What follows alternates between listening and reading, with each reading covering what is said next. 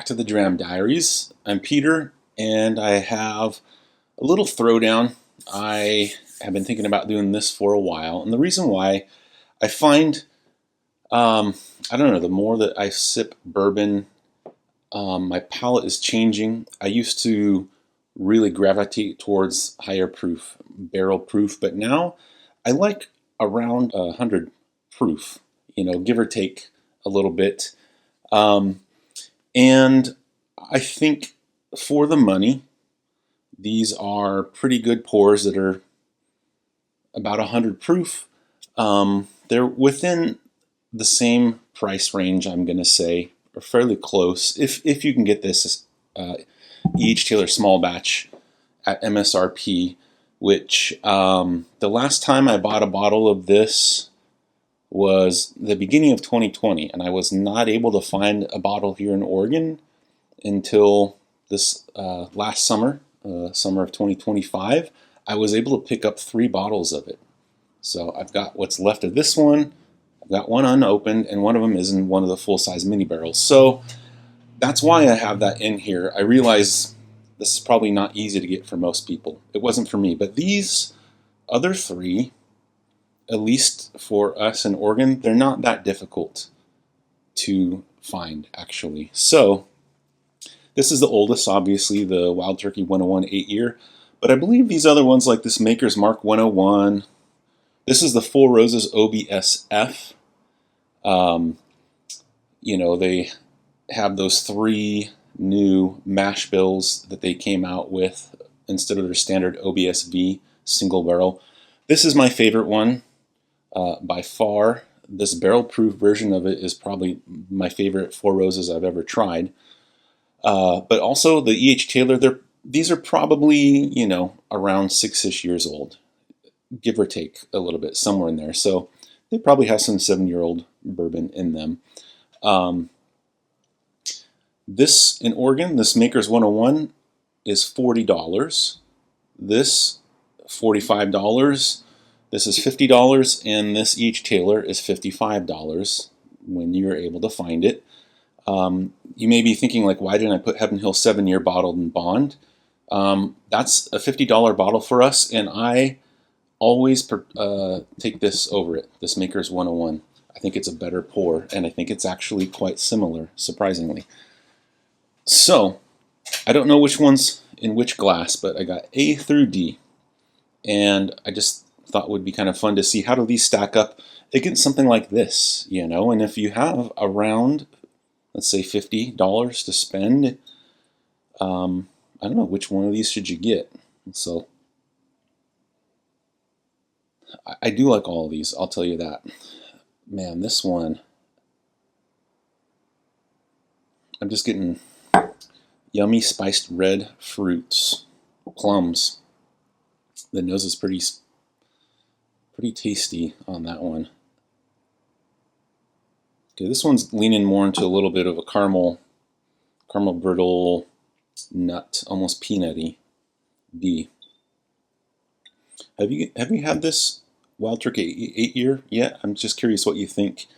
For me, it was like the most different. I guess I was expecting it, I don't know, to be more fruit forward, and when I first cracked it, it reminded me of like a Jim Beam product. Like I got a lot of peanut on it. It's mellowed out. I actually enjoy sipping on it right now, but a lot of baking spice on that one and some honey. Man. Oh, this is just sweet and oily smelling.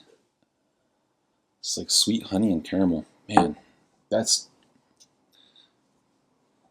might be difficult to pick which one. All right, let's go for the palate on A.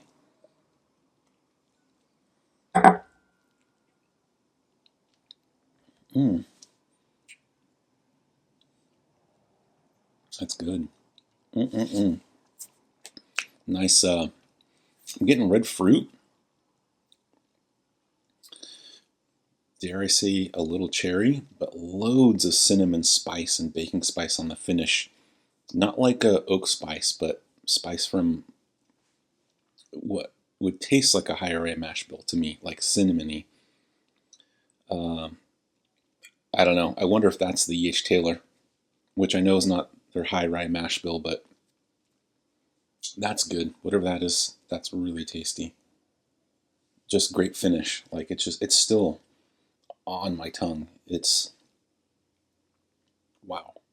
All right, let's go for B.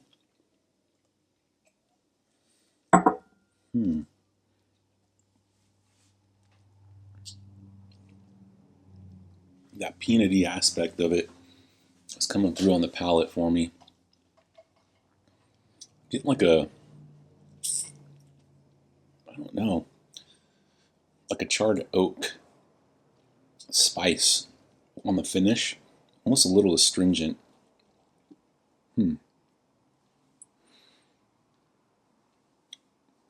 Yeah, it's got like a grassy astringency to it. Let's go for C.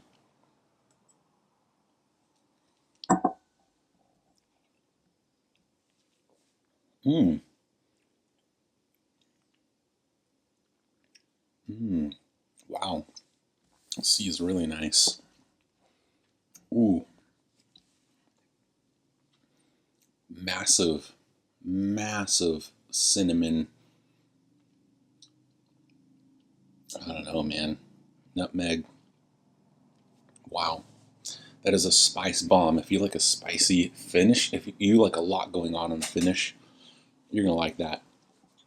It kind of has a sweetness, like a honey sweetness is how I would describe it. Mouthfeel feels a little thinner than I would like, but okay, let's go for D.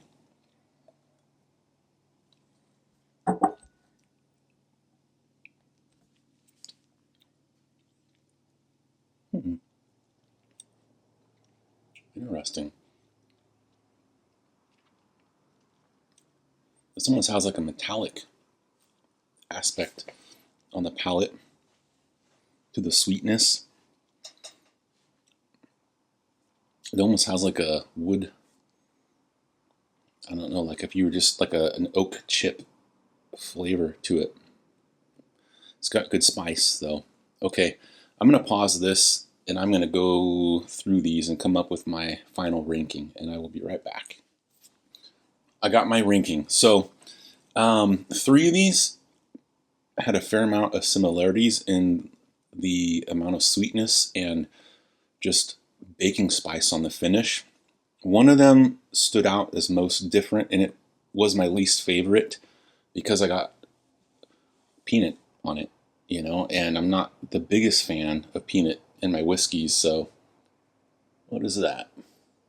Wow, interesting. Okay, Maker's Mark 101. There we go. Last place. It's a good pour, but just that peanut note stood out. And I'm more in the mood for red fruit, which is kind of what I was getting on the rest of these. So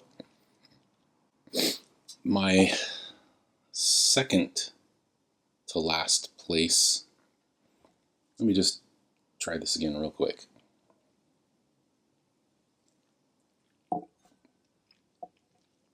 Some of these were close, I'm telling you, man. They were really close.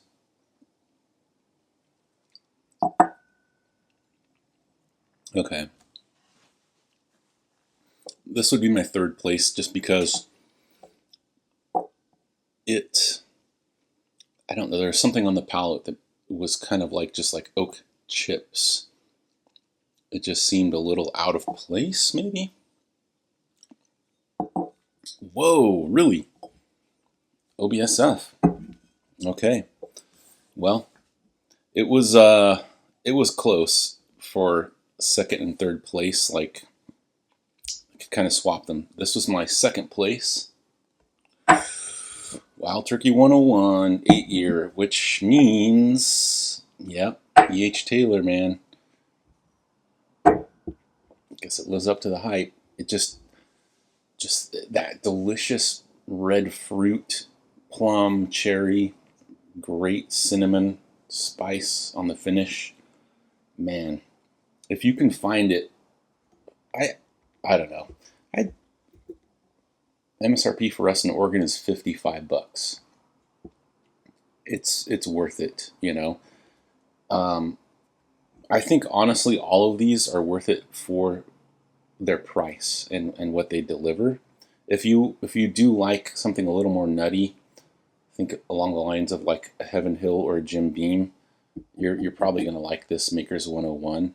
If you want something a little more spice forward or oaky,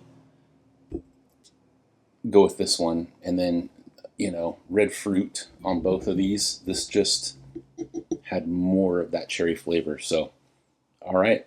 I honestly, going into this, thought that this would win, because do you ever notice this when you drink bourbons together in like a blind flight like this? One that you usually will gravitate towards, which for me it's this one. I pick this one over any of these when I just want to sip something. But when you put them in a blind, sometimes I notice Four Roses doesn't do that well. I don't know if you've had that similar experience, but I don't know, the palate kind of changes. It's just fun to do though, you know, it's a fun little thing to try. So which of these do you prefer, and do you think there is another about 100 proof bourbon in that, you know, $40 to $55 price range that could go up against these? Let me know in the comments. All right, till next time. Okay, I was just too curious. I had to do this. So it had some of this. This is just the regular Four Roses single barrel, the OBSV, the one that we've been able to get for a long time. I had some in a little sample bottle, and I poured it into one of these glasses, and then some of the OBSF, and I had Chanel come in and mix them around for me. So I don't know which one is which, but hey, why not see which one of these right now would I like better? Whew. Man, they're very similar on the nose, which, huge surprise. They're both the OBS recipe. Oh man. One of them smells a little more cinnamon heavy and like appley. This one does. And this one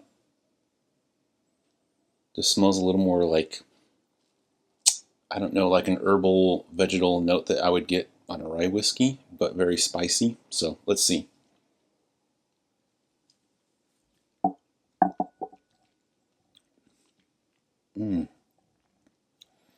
Man, something about Four Roses, when I am not sipping it like in a blind with other whiskeys, I just love it. But for some reason, when I put it in a blind with other whiskeys, it tends to not do as well. I don't know what it is about it, but it's crazy.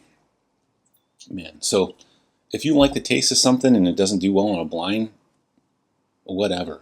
Keep drinking it if you like it, right? A blind isn't, like with multiple whiskeys, is not the only way to grade whether a bourbon is good or not.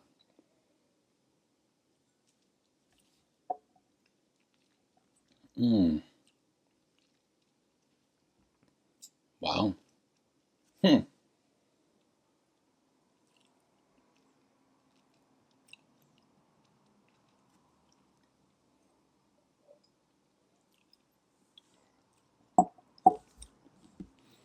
I like them both, but for different reasons. This one, I feel like this is more fruit forward for some reason, and this one is more like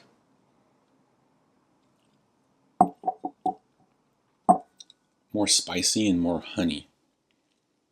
It's tough, honestly. I'm just gonna go with this one, just because. Well, what do you know? Regular OBSV won it for me, which is really weird. I just want to tell you, I've had these side by side before a couple of times, and I typically will pick this OBSF over the OBSV. I don't know. they're both good. If you like Four Roses, you can't go wrong with these. All right. Till next time, for real. Cheers.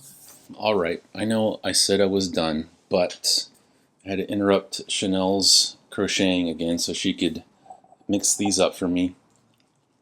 I waited about 10 minutes, drank some water, trying to let my palate, I don't know, cleanse itself. So I figured, why not? What's the best between these two? The Jimmy Russell 70th, also an 8-year, or Wild Turkey 101, also an 8-year. So obviously this is Jimmy Russell's kind of favorite profile for Wild Turkey 101. And this is, what is his grandson's name? Bruce? Is it Bruce Russell? Anyways, I think that he's the one behind this. This is kind of like his profile, what he likes. So here we go.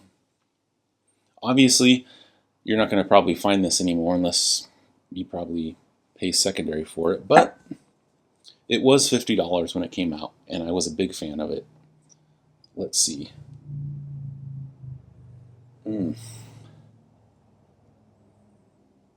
Okay.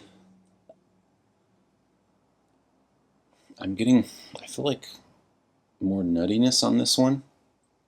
I don't remember getting a nuttiness on the Jimmy's 70th. I haven't had it for a while, but I'm getting more sweetness on B. Well, let's see.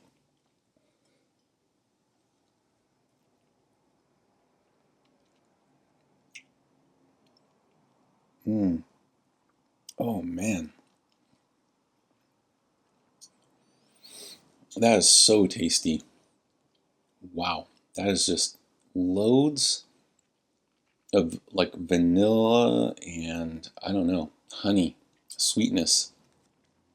A good amount of like oak spice, a little bit of oak char, and some light baking spice. That's a tasty pour right there.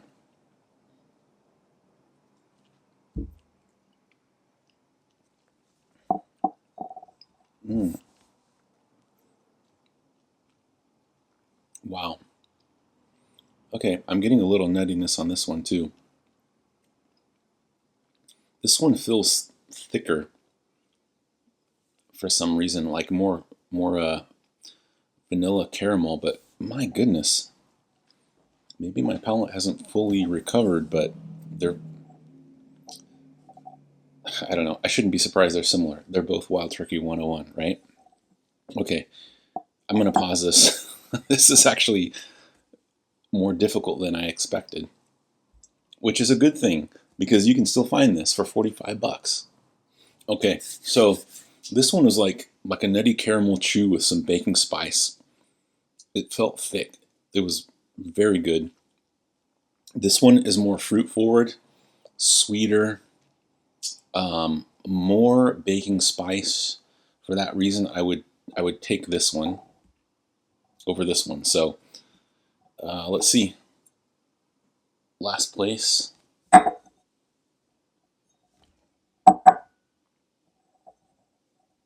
Whoa.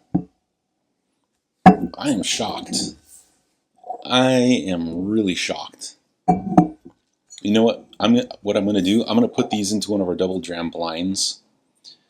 I have a feeling my palate is just kind of has too much going on right now. Maybe not though. This one tasted more fruit forward than this one. This one tasted thicker though and more caramelly. Gosh. All right. If you missed out on this, go ahead and buy yourself this. It's really good. Till next time.